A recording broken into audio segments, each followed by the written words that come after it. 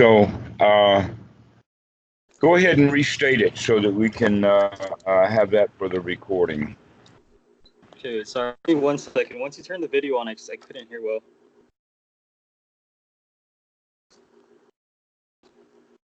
Oh, the recording doesn't have any effect on this machine. Okay, no, it's good now. I just put in my earphones. Okay, all right.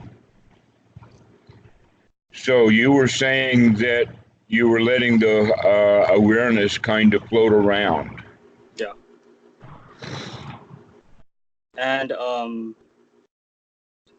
I was supposed to, the instructions were to cultivate the wholesome and recognize the unwholesome. And yet, as it was moving around, it just felt, I don't know, I just felt like I was suffering a lot more. And when I was trying to do the deep breaths that you taught me, you know, I could, if for momentarily, I feel like maybe I'm out of the unwholesomeness, but it just, yeah, I don't know. You don't know, then. Right after I stopped the breathing, it would, yeah, I would feel like shit again. Okay.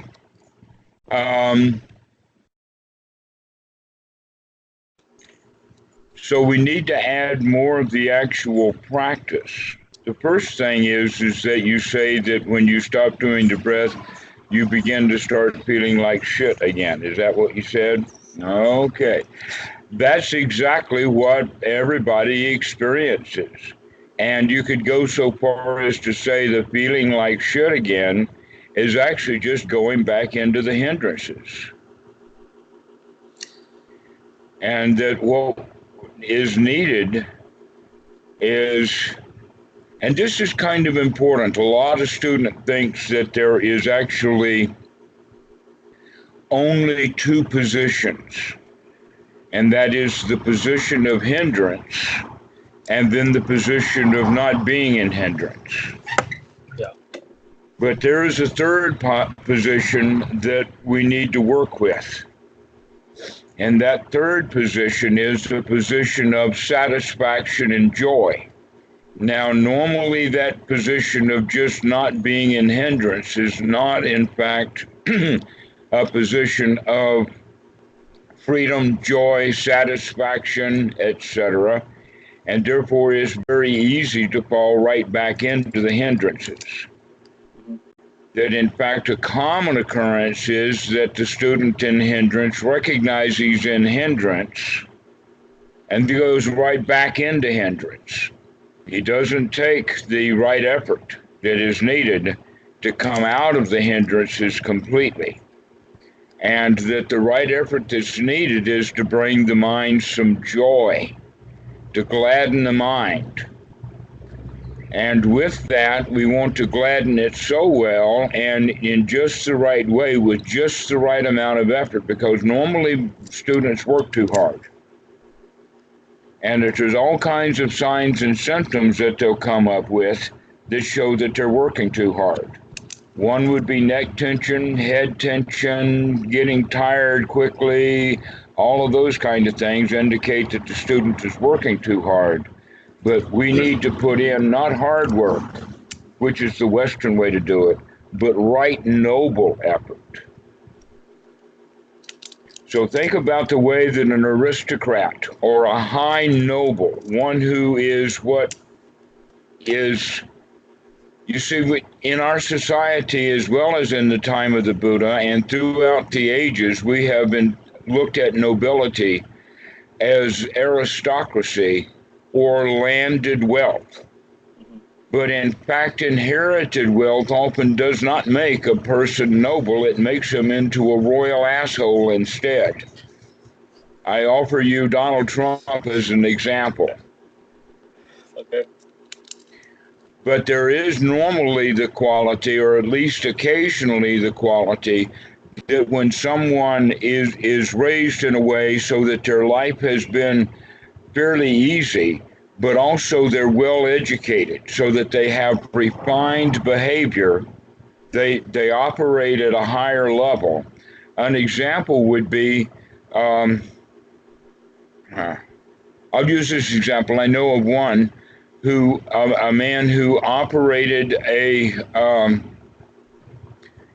way back when this it was hot water.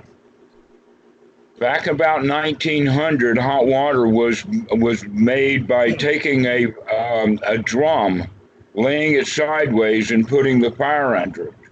The idea was is to take the drum and turn it up on its edge and put the fire under that, and also have it encased so that when the fire went around the outside of the cylinder, it had asbestos in there so that the asbestos would keep the heat in the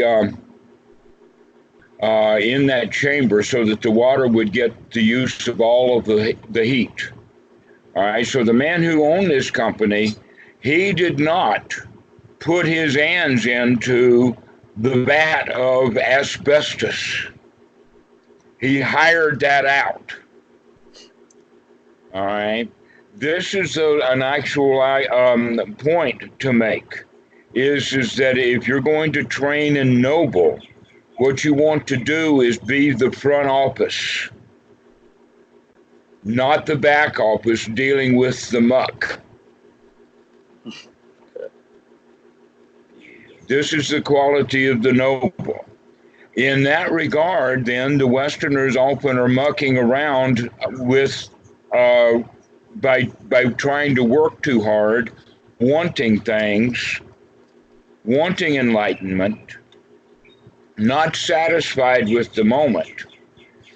And they don't recognize that that wanting and being dissatisfied in the moment is the very thing that keeps them from being satisfied in the moment. And so we have to practice correctly, and the right effort is just merely to gladden the mind, to be really, really happy that we are no longer stuck in the wandering mind, letting it go and choose what to be aware of. Instead, we're going to choose for ourselves what we're going to be paying attention to. So rather than let it float, it's much more like, I know because of my own military background that I often wind up with military kinds of examples. But imagine that the machine gunner, while he's operating that machine gun, he has a target. Now, even though the bullets are going to go all around that target, still he's focusing on the target. As opposed to normally what will happen with people is that they will leave this machine gun on and firing, but not attended. So that the machine gun is circling all around, just spraying bullets in any direction at all. Okay, we need to bring that back and put that operator in there. And that operator then is what we're going to talk about is the frame of reference that we're working within Anapanasati to make sure that our attention is placed on the things that are worthy of paying attention to, rather than paying attention to whatever happens. Because basically that's how we've been living our life already. It's just whatever catches our fantasy, whatever catches our idea, is off we go with it. And so meditation methods that use that idea, they put the label on it as choiceless awareness, as if we're not making any choices about what we're aware of. Well, now that's not going to lead to any kind of liberation at all. That we're going to have to start making some choices in here. And the first choice that we make is the choice that we're not going to let the mind just wander around. That we're going to use, in fact, the breath as an anchor, but it's not going to be the only thing that we're going to be paying attention to. So as we take those deep breaths, we also want to add in the other components that are associated with the practice of Anapanasati that all fit under the classification of the Satipatthana. That in fact, in this Anapanasati Sutta, there's quite a lot of stuff in there that a lot of people miss out. In fact, most people never even read the sutta. They don't have a clue about what's in there. But one of the major points is that we practice anapanasati for the fulfillment of the four foundations of mindfulness, which means every part of anapanasati is going to be cued into the four foundations of mindfulness: the body, the feelings, the mind, the states of mind, the operation of the mind, and then the fourth one is what objects are we going to allow into the mind. Now, those objects that we allow into the mind could be either feelings or thoughts. And we normally start with thoughts because they're easier to work with, but pretty soon we should also start to work with feelings. Now, here's an important quality. If a student is ever going to get out of his own materialistic world, then he'll have to make a shift of focus. And that shift of focus is whatever he's been looking for on the outside world in materialism, the good feelings, the joys, the successes, the satisfactions of life. If he cannot manufacture those in his own mind, then he will continually be stuck in the world trying to get his satisfaction from the world. Does that make sense? Yeah, it does. All right. So, in fact, this is the noble way. The noble way is to get all of our, or not all of it, maybe, but at least the focus is that we get our joy because we're capable of getting that joy. Not that we feel like that we don't have joy and that we have to go barter or buy or build or do something with the outside world for the joy then to be given to us by the outside world, or even in the case of many meditators, that joy is now being given to them by, let us say, a god or a karma machine because they put in enough hours of meditation unjoyfully. Okay, so when we work, the whole quality of work, the whole quality of a job is that it's not enjoyable. And basically going around doing things that we don't enjoy doing, that's a life that sucks. Why don't we do the things that we enjoy doing? Well, I'm too busy doing the things I don't enjoy doing. But when we stop doing, especially in the sense of the outside world, now we're left with either dissatisfaction on the inside, or we are left with the opportunity to build the joy that we need. Because otherwise, the only other option is to stop trying to do anything on the inside and go back as a loser and operate trying to get our joy on the outside. Everyone is looking for something, and basically what it is that everything feels there's a deep, unsatisfying, unsatisfactory feeling that each one of us has way deep inside that is often associated with the self-preservation instinct. You see, the self-preservation instinct is what got humanity up to the state that it is. If dogs didn't have a self-preservation instinct, then monkeys would have not had it. And if monkeys didn't have it, humans and apes would not have had that self-preservation instinct. Life forms would have died out. That self-preservation instinct is absolutely essential to keeping you alive. But it works best when there's actually danger that can be prevented. Normally, you're not in danger. And yet that part of the mind is constantly on alert looking for danger. Okay, that looking for danger is the same thing as not being secure and therefore not being satisfied. The Christians talk about this as having a hole inside, that we feel empty. We feel like we're missing something.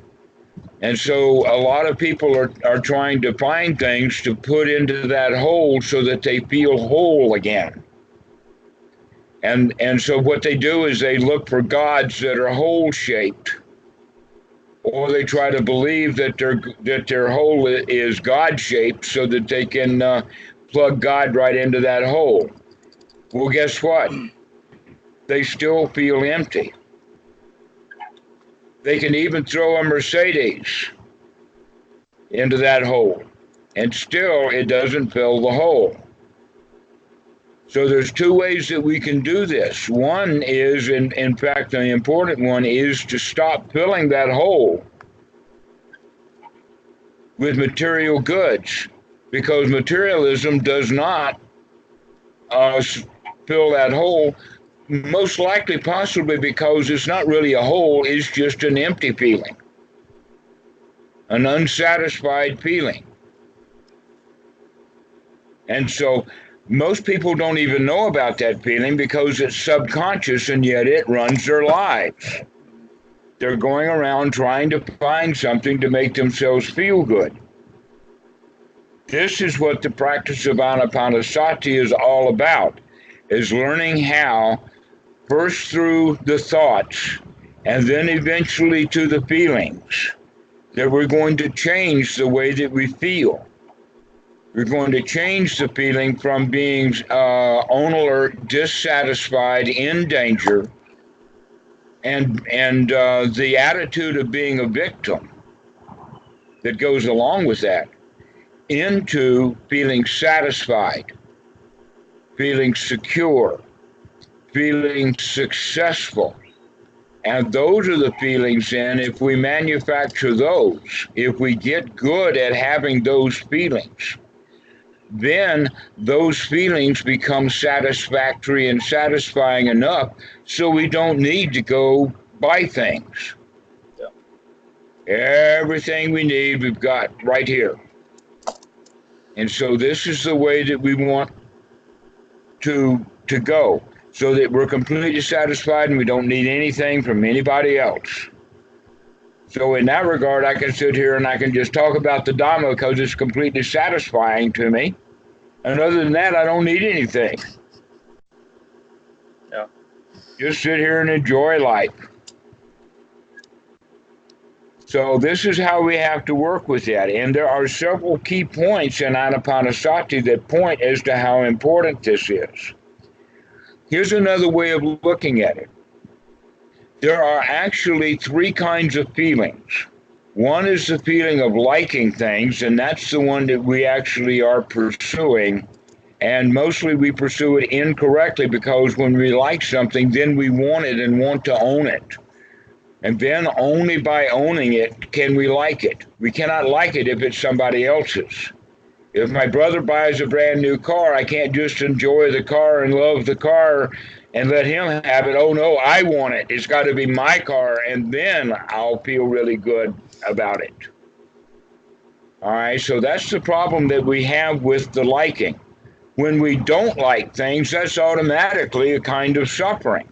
And when we have that third kind of feeling, which is a confused feeling, because it's not a feeling of liking and it's not a feeling of not liking, and we want that feeling to resolve itself.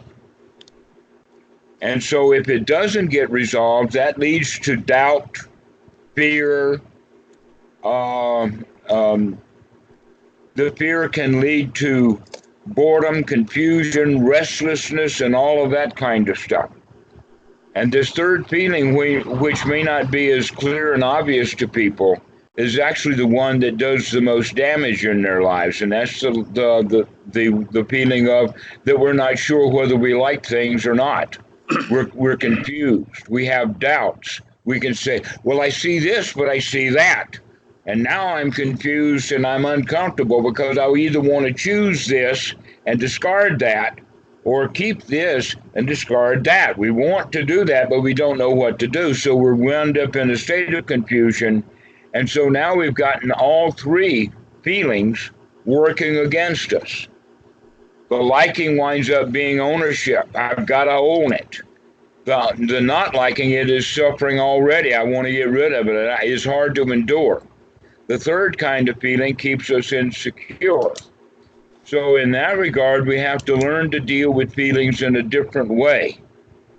And that is that if we can divorce or separate the good feelings from the physical reality of wanting things, even wanting let us say spiritual things, even wanting spiritual materialism, such as wanting to be enlightened or wanting to be free from suffering, etc., like that. In fact, wanting to be free from suffering is a kind of suffering. Especially when you say, oh, well, I'm not suffering because I don't want to be free from it. It's just, it's not there. And so this is an important quality then that's based upon that first question that you ask about, well, what are you going to do with the mind after you've done the deep breaths? Because that's when you go back into a state of suffering again, because the hindrances are coming back and you're saying, well, I'm doing choiceless awareness. At least I'm aware of the suffering. Well, you're not really aware of it, because if you were, then you would stop it. Yeah.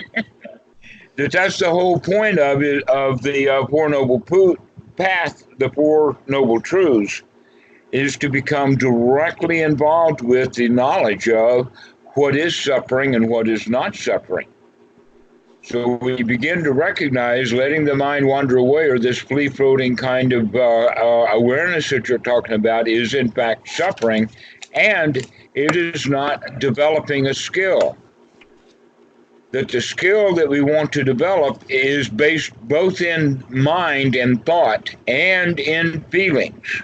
And the mind and the feelings work very, very closely together. So thoughts of good feelings will actually help you to bring on good feelings. And so the kinds of thoughts of good feelings is going to bring on good feelings. Let's look at the kind of thoughts that will do that. If you have thoughts of, I can do this, if you have thoughts of success, if you have thoughts of, this is marvelous, this is wonderful, then you'll begin to have feelings that this is in fact marvelous and wonderful. You literally are able to use the mind with the thought systems to begin to change the way we feel. And that we're shooting for feeling really, really good.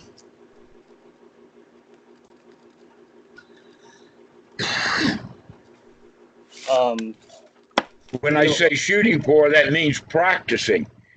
So gladdening the mind is going to find things, and there's so many different ways. One is, for instance, if you're very fond of dogs or animals or whatever like that, then thoughts of animals, thoughts of puppies can bring great joy. Thoughts of being very wealthy, not in the sense of having a lot of money, but in the sense of that you've got, so much of everything. That your life is absolutely full of joy, and therefore it overflows. You've got so much wealth that you don't even have to guard the wealth anymore. It just all flows out.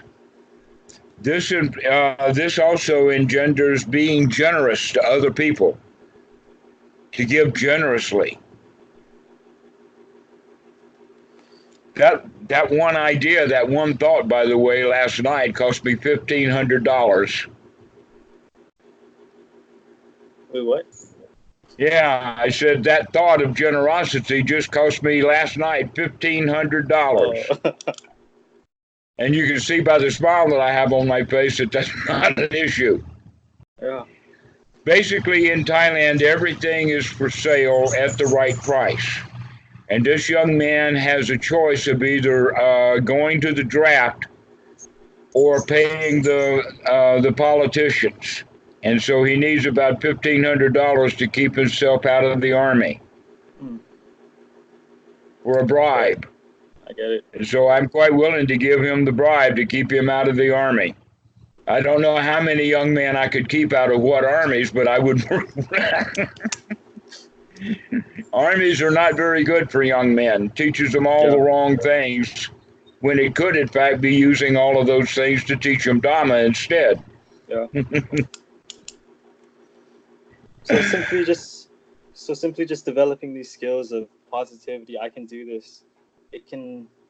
It'll. Right. So you start thinking about positive. How good can you feel? Mhm. Because if you can get that to the point to where you can feel as good as you want to feel, then you won't be going out in the world trying to make yourself feel that good anymore. You won't be going to sports events or even watching sports on television. Yeah. Because you're no longer cheering when all of the people there cheer, because you're not following the team and getting your good feeling off of the team winning, you're getting your own good feelings.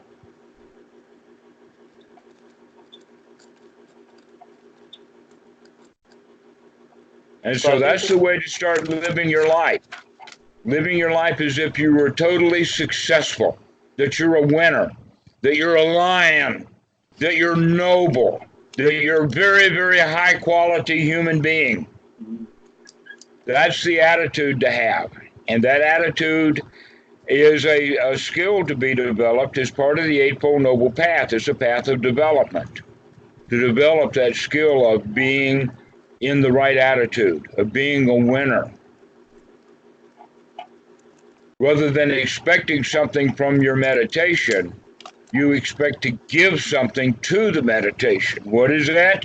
Your satisfaction, your joy. That in fact the way that we're going to work this is that the joy of the success of having the mind cleaned out, that when you recognize the mind has wandered away and you take that deep breath as if it was the most gratifying, satisfying winner's breath that you can. And then that out breath is now a sigh of relief.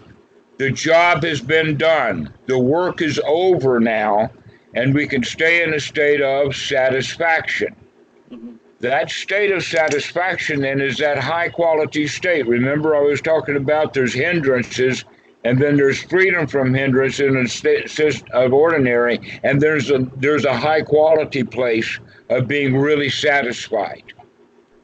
So that's the state that you want to get into and maintain. This is what is called the first jhana, because it has those qualities of very, very high quality success and high quality satisfaction. Now the mind is fit for work.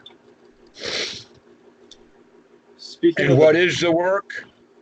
What is the work? To keep the mind satisfied and in that state so that you can maintain that state of delightful satisfaction. Which means now we're going to guard the mind to make sure that no unwholesome thoughts get in. And how we define an unwholesome thought is that which could possibly take us out of that state of satisfaction. But the wholesome thoughts are going to be the wholesome thoughts that are going to keep you into that state of satisfaction. And those kind of thoughts would be thoughts about what's happening right now. Thoughts about how joyful I am. Thoughts about how good this state is. Thoughts about the third noble truth of, oh, this is actually freedom from suffering. Right now, I'm not suffering. Perhaps for the first time in my life, I recognize I'm not suffering right now. And so that's the kind of state that you want to be in, and those are the kind of thoughts that you want to have. The thoughts of a winner, the thoughts of satisfaction, of success. And this is the kind of things that you're going to be paying attention to rather than letting the mind just go off someplace. Because going off someplace, as you say, loses whatever good qualities that you had. So you want to maintain those good qualities by keeping the mind out of its old bad habits. And stay in the here now, talking about how good things are right now. You have any questions? No. Okay, so let me then go back and do some theoretical stuff. I am now actually talking about, within Anapanasati, based in the 4 foundations of mindfulness. There are 4 little things about each of those 4 foundations of mindfulness, giving 16 steps of anapanasati. I have already been covering most of those without labeling them. So now let's go back and label them. When the mind wanders away, that is sati. When you recognize that the mind is wandering away, that's also step 9 of anapanasati, when we are actually experiencing the mind. Rather than just letting off someplace, we experience it in the say of, oh, I was going to watch my breath, and here the mind has just gone off someplace. The quality that Goenka brings in, the never mind, start again, that never mind quality is now the quality of right effort. Ah, I don't need that stuff. Never mind, let me come back and be joyful again. All right, so that's actually also step 13 of anapanasati, is recognizing that the mind has wandered away.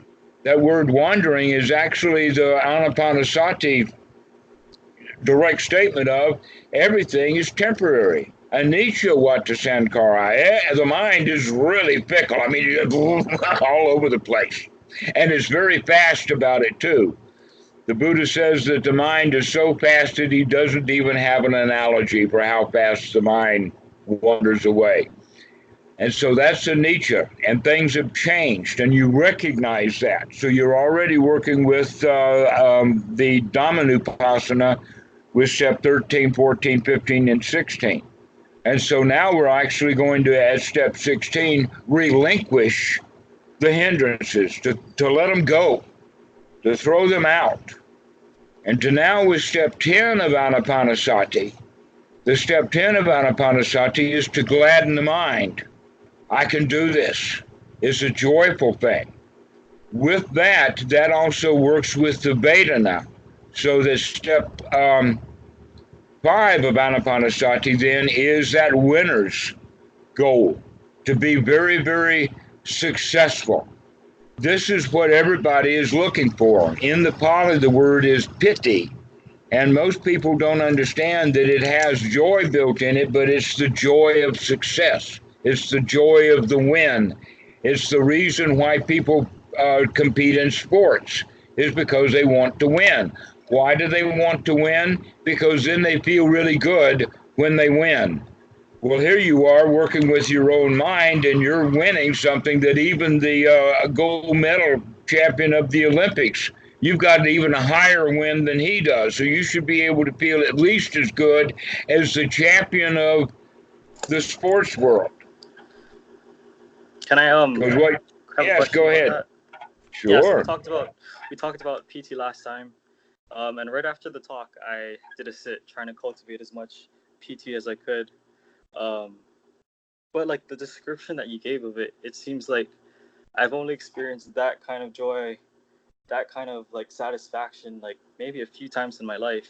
Okay, so you remember them, you reflect upon them, you recognize how you did feel. Look at the feeling that you had, remind yourself of it. That stuff is stored in your sankhara. Bring that up. It's there for you. You do have those memories. You do have those recollections. So go back and feel that way again. I remember one of them for myself was when I won the first chair all-state band. The very best tuba player in the state of South Carolina, confirmed.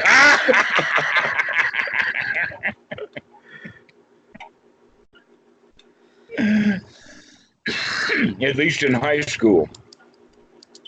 So that's the point then, is that we need to find and remember these things that were extraordinarily satisfying, extraordinarily gratifying that we got in the world, and recognize, oh no, those are mental qualities.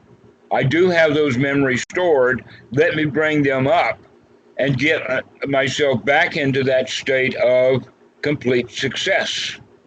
And this is a skill to be developed over and over again. Every time you allow yourself to feel really good, that'll implant that again in a new sankhara that will help you go better and better, so that these steps that you're going through, it will be kind of up and down, but basically the more you practice being very, very happy, the better at it you'll get.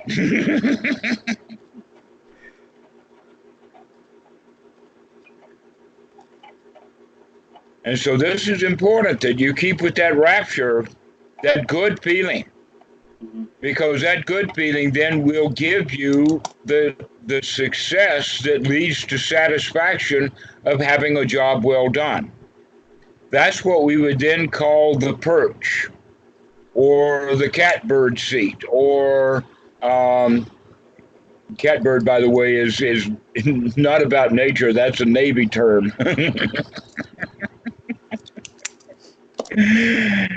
That's you know, in the old sailing ships, there's a mast, a major pole. At the top of that mast, with the big sails on it, is often a tiny little box. It's the highest place that a human can climb on that ship, so that he can get a good bird's eye view of the entire 360 degrees of that ship, right?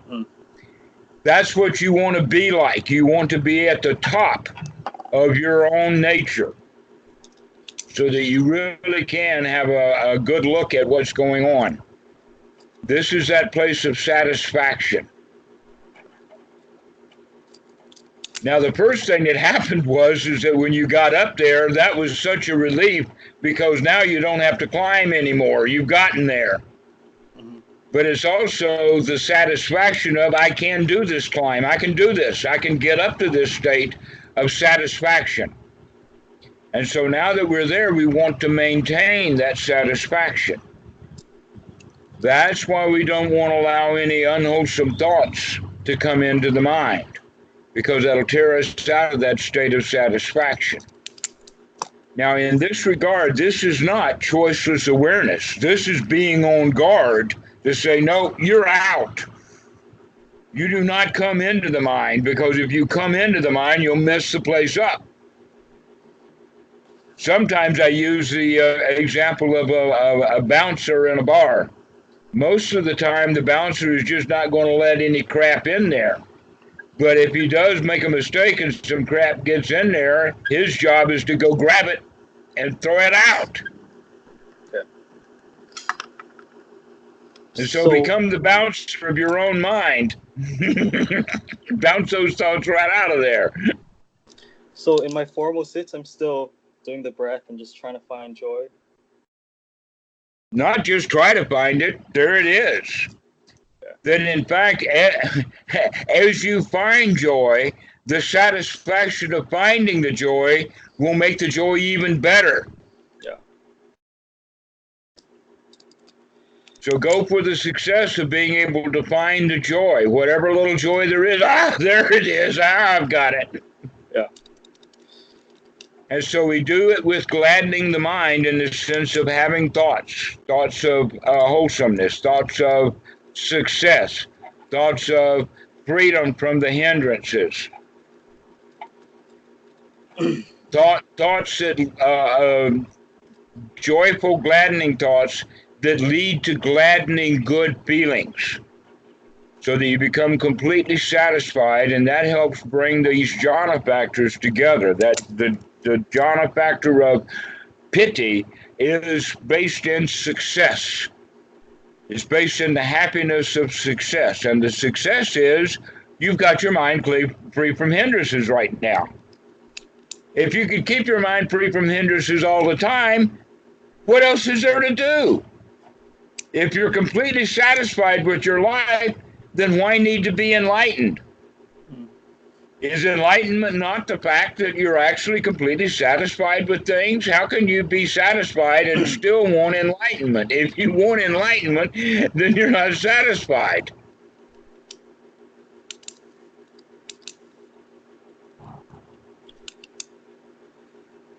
So satisfaction is actually the end of the search for enlightenment. It may not be enlightenment itself. Who knows what the hell that is anyway? Oh. But bringing the search to an end, because you're satisfied with how things are.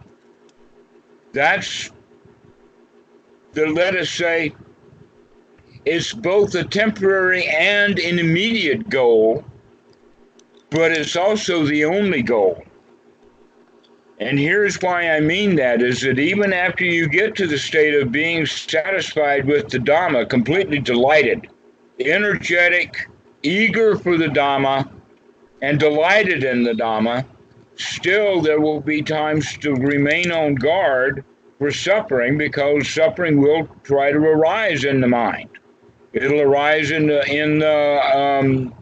areas of lust, wanting things that we don't have, having to put up with things that we don't want to put up with, like getting drafted into the army.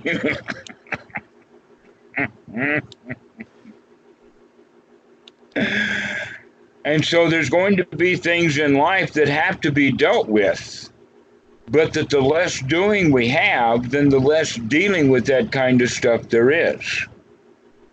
But if you can deal with your life in this, already from the natural, well, let us call it now, newly found natural position of being satisfied and content and comfortable and joyful, then it's actually possible to deal with the deeper stuff.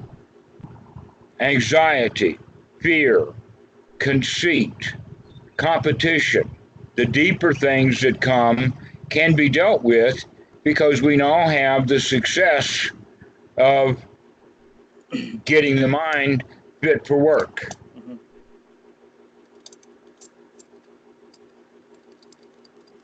And so now that we have the skills developed, they're not really strongly developed, they need to be put to work to root out anger, fear, sadness, grief. But we can, and we know we can, because we've got the tools already being collected together to do that work. And so we continue on with it with the feeling of success, the feeling of satisfaction, the attitude, I can do this, the attitude of a lion. We begin to roar our way through life rather than whimper our way through it. So the path is to develop first jhana, get the mind fit to work, and then deal with all of our baggage and all of our shit. Well, I would rather you call it being on guard, because dealing with it sounds like that you're in a bar fight. Yeah. Rather stand at the door of the bar and just be on guard. And that's it. That's it. Wow. The teaching of the Buddha is just really, really simple. Once you get into that state of first jhana and that you're completely satisfied, what else do you want out of life anyway? Yeah. Being completely content and satisfied and joyful and happy is all there really is to life. But people who want enlightenment are miserable because they don't have what they want. But if you've got already what you want and you don't want anything and you're completely satisfied with the way things are, then I would take that over enlightenment, whatever that is. And that satisfaction also brings a state, in fact, it is the state, the satisfaction is also the coolness, that wanting things is heat. And when we come out of wanting things, then that becomes nibbana itself. Bhikkhu Buddhadasa talks about this, and I love the way he phrases it. Give yourself a little nibbana moment. That rapture and joy actually becomes nibbana through that satisfaction,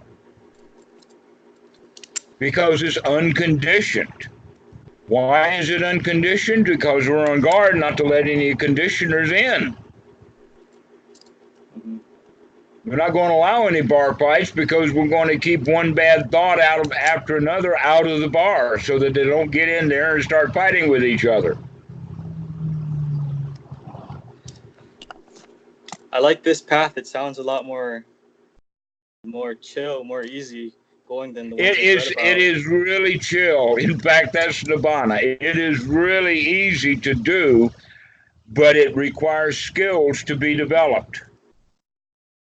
The skill of sati, the skill of gladdening the mind, the skill of changing the attitude from being a loser into being a winner. It really is not hard. Yeah. Grateful for this talk. I think I needed to hear everything, even though you've told me many of these things before, but it was good to hear. It needs to be said over and over and over again. In fact, I get great benefit by talking to the students about it over and over and over again, because I get to practice Anapanasati while I'm talking about it.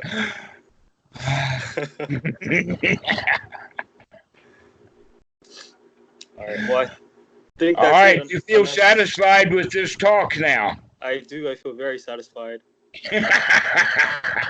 All right, well, let's finish now, and you can go practice being satisfied. Okay. Thank you very much. Have a good week.